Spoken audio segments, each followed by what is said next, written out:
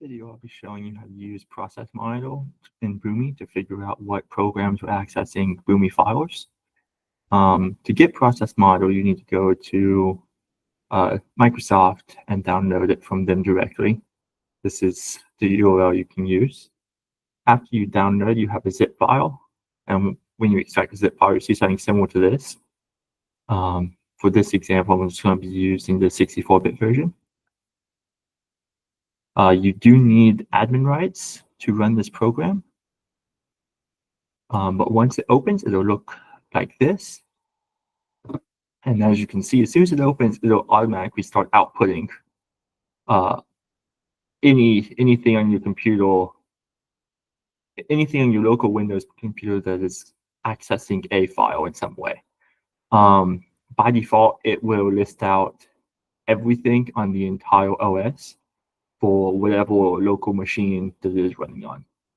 I currently have a filter to just have it for the Atom install location for my local Atom.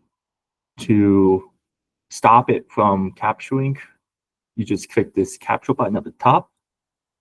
Now stop it. And you can clear this with this eraser icon here. And whenever you're ready to start it again, you can click this again. You will see it'll start filling up relatively quickly. But as soon as it starts, it will always default to capturing going. To set up a filter, you would click this icon here. And when you click that, you get a window that looks like this. I already have a filter configured, but you can configure the filter to be whatever you want. So the way I'm filtering it for just the Boomi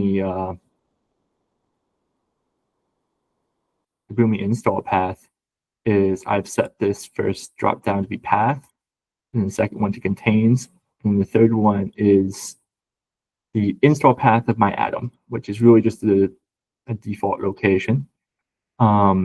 But you can also get more specific. So if I add the Intel logs, so it goes into the logs directory, I can add that. And now it will only tell me what is happening in the container logs, because that should be that and the shared web server logs, for the most part, the only things that will be in this directory. And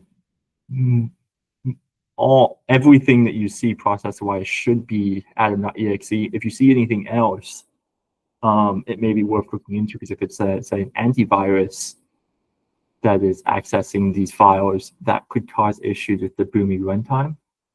But that's it.